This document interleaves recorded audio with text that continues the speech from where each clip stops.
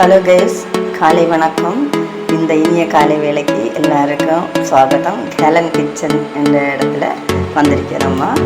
இப்போ என்ன பண்ணேன்னா, இந்த நெத்தலி அவியல் இப்போ நான் என்னோடய ஸ்கூலில் நான் ஒரு டீச்சராக ஒர்க் பண்ணிகிட்ருக்கேன். அப்போ என்னென்னா ஸ்கூலில் டீச்சர்ஸுக்கு எதுவுமே படிச்சிருக்காங்க பிள்ளைங்க. அந்த பிள்ளைங்களுக்கு இந்த கிச்சனில் ஒர்க் பண்ணுறதுக்கு கொஞ்சம் கஷ்டமாக இருக்கிறதுனால சீக்கிரமாக ஸ்கூலுக்கு போகணும், அவசரமாக இருக்கிறதுனால அந்த அவசரத்தில் நம்ம ஒரு சின்ன ஒரு நெத்தலி அவியல் அப்படின்னா நெத்தலி மீன் இருக்கும், நெத்தலி நிறைய இருக்குது, அதை எப்படி டைப்பில் செய்யணும் அப்படிங்கிறதுக்கு ஒரு சின்ன ஒரு டிப்ஸ் கொடுக்க போகிறேன். இங்கே பாருங்கள், நெத்தலி அவியலுக்கு என்னென்ன வேணும்னு சொல்லிட்டு ஒரு 25 நெத்தலி தான் எடுத்திருக்கேன். பார்த்தீங்களா, 25 நெத்தலி. இது கொஞ்சோண்டு உள்ளி, சிறிய உள்ளி எடுத்து அரிஞ்சு வச்சிருக்கு, ஒரு சின்ன தக்காளி, ஒரு 2 மிளகு, கறிவேப்பிலை. இது கடுகு தளிக்கிறதுக்காக வச்சிருக்கிறது. இது என்னதுன்னா கடுகு, அதுக்கு நான் கொஞ்சம் வெந்தயம் போட்டிருக்கேன், அதை அரைச்சிடலாம். அதுக்கப்புறம் இந்த உளுந்து, இது நம்ம அவியலுக்கு எது தேவைப்படுதோ அதுதான். அதுக்கப்புறம் என்னென்னா அவியலுக்கு நம்ம எப்படி அரைச்சி வைப்போமோ அதே மாதிரி தேங்காயை நல்ல மாதிரி அரைக்காமல் அவியலுக்கு என்னென்ன போடுவீங்களோ அதுதான் போட்டு அரைச்சி வச்சுருக்கேன். இப்போ நமக்கு செய்ய போகிறோம் பாருங்கள். இப்போ நான் கடாய் வச்சுருக்கேன் அடுப்பில். அதில் கொஞ்சோண்டு எண்ணெய் விடுகிறேன் வச்சு, அது இப்போ கொஞ்சம் இதாகும். எண்ணெய் காய்ச்சதும் நான் என்ன பண்ணேன்னா இந்த கடுகு, வெந்தயம் இது சேர்த்து நான் போடுறேன். ஏன்னா வெந்தயம் போடுறது நல்லது, அதனால் வெந்தயத்தை நான் போடுவேன். எதுக்குன்னா இன்னைக்கு சுகர் எல்லாம் வருது, இதெல்லாம் வராமல் இருக்கிறதுக்கு நம்ம எப்போவுமே சாப்பாட்டில் 5 டேஸ்ட்டு, 5 வகை டேஸ்ட்டு நமக்கு கொடுக்கணும். துவர்ப்பு, உப்பு, கசப்பு, இனிப்பு எல்லாம் சேர்ந்தால் தான் நம்ம உடம்புக்கு சரியான ஒரு டைஜஷன் ஆகும். அதனால் அதை நம்ம அது கொடுக்கறதுக்கு தான் இந்த மாதிரி நான் கொஞ்சம் இதெல்லாம் செய்வேன். அதனால் இதுவரை எனக்கு சுகர் உள்ள ஒரு ப்ராப்ளம் வரல. அதனால் நான் இப்போ ஒரு சின்ன ஒரு இதுதான் சீக்கிரமாக, எனக்கு ஸ்கூலுக்கு நேரம் ஆகுது. அதே மாதிரி உங்களுக்கும் அந்த டைம் ஆகிற வேலையில் என்ன செய்யணும்னு தெரியாமல் சீக்கிரமாக செய்யக்கூடிய ஒரே ஒரு வேலை தான். இப்போ கடுகு கொட்டியாச்சு. உடனே நான் என்ன பண்ணேன்னா உளுந்து வச்சுருப்பேன். உளுந்து அந்த இது பண்ணதும் அதுக்கு மேலே போட்டு விட்டுருவேன். கேக்கு கடுகு கொட்டினது, அதுக்கப்புறம் உளுந்து போட்டுது.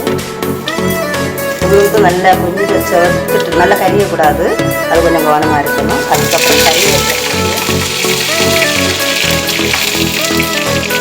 அதுக்கப்புறம் உள்ளி போடுவோம். பெரிய உள்ளி போட்டால் கொஞ்சம் கூட நல்லா இருக்கும்.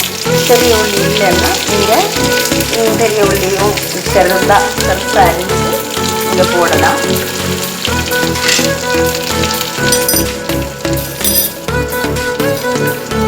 பிரச்சனை இல்லை அதில். இப்போ பாருங்கள், உள்ளியை நல்லா வதக்கிடணும். வதக்கினதும் அடுத்து கொஞ்சம் பச்சை மிளகு,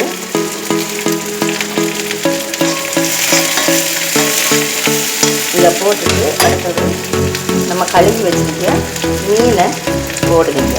இந்த அவியலுக்கு நம்ம எப்படி மசாலா போடுவோமோ அதுக்கப்புறம் மீன் போட்டுட்டு கிண்டக்கூடாது. தக்காளி நான் போடலை, தக்காளி கடைசியில் தான் அதுக்கு மேலே நான் நிரப்பிடுவேன். ஏன்னா தக்காளி நல்லா வெந்துடுச்சுன்னா அந்த மீன் சரியாகாது, அதனால தான் சரியாது. இப்போ நான் அரைச்சி வச்சுட்டு இந்த தேங்காய் இதெல்லாம் போடுறதுக்கு மேலேயே அது எதுவும் கிளறக்கூடாது. இப்போவுமே கிளறிட்டுன்னா நம்ம செய்கிற வேலையே லாஸ் ஆகிடும். அதனால்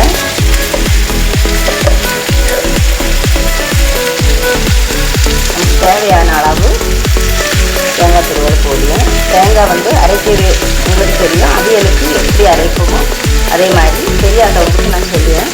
கொஞ்சம் தேங்காய், மஞ்சள் பொடி, மிளகு பொடி, தேவைக்கேற்ப எவ்வளோ மீன் வைக்கிறோமோ அவ்வளோ தேவைப்ப மஞ்சள் பொடி, மிளகு பொடி, ஜீரகம், இஞ்சி, வெளுத்துள்ளி இவ்வளவும் சேர்த்து நல்லா அரைக்கக்கூடாது, அவியலுக்கு அரைக்கிறது மாதிரி அரைக்கணும். அது கூட 2 பச்சை மிளகு போட்டு அரைக்கணும். சரியா? இப்படி அரைச்சி இனி நம்ம என்ன பண்ண போகிறோம்னா கொஞ்சம் உப்பு, இதுக்கு மேலே கொஞ்சோண்டு நிறைய உப்பு நெத்தலிக்கு நான் போட மாட்டேன். உங்களுக்கு தேவைக்கேற்ப உப்பு சேர்த்து விடுங்க. இதுக்கு மேலே தான் இந்த தக்காளிக்கு தண்ணி இருக்கும். இதை தான் நம்ம என்ன செய்யணும், நான் ஊற்றுறேன் பாருங்கள். இதிலே தான் நின்று வேகும். அப்படியே கொஞ்சம் இதை வந்து சிம்மில் வைக்கணும். சிம்மில் வச்சுட்டு ஒரு 10 நிமிஷம் கழிஞ்சு வெந்திருக்கும். நீங்கள் வெந்ததும் உடனே என்ன செய்யணும்னா அந்த கிண்டி வைக்கணும். 10 நிமிஷம் கழிஞ்சு தான் என்ன செய்யணும், இதை கிண்டி வைக்கணும்.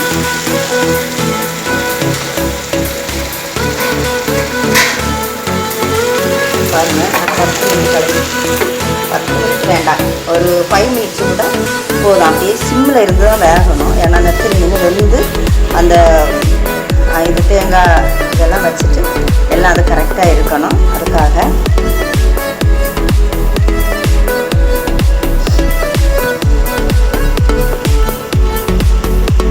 இடையில எடுத்து பாருங்கள். அதுவா நமக்கு நல்ல இந்த அடியில் பிடிச்சிருக்குன்னா லைட்டாக கொஞ்சம் சின்ன ஸ்பூனு யூஸ் பண்ணால் நல்லா இருக்குது. இதுக்கு பெரிய ஸ்பூன் வச்சுக்கிட்டுனா அல்லது இப்போ பார்த்தீங்களா ஆவியில் அப்படியே வந்துட்டு இருக்கு. இனி கொஞ்சம் நேரம் கூட எடுக்கும்போது நல்லா அது உங்களை எல்லாமே வெந்திருக்கும். அதுக்கு முன்னாடி வந்து நம்ம கிளறி போட்டோன்னா அது என்ன செய்யணும்னா அது ரொம்ப அடியில் பிடிச்சிட்டு எல்லாம் பிடிச்சிடும் நொத்தலி. அதில் வந்து நொத்தலி மீனை வந்து முள்ளெடுத்து வச்சுருக்கணும். எங்கிட்ட கொஞ்சம் கூட நல்லா இருக்கும்.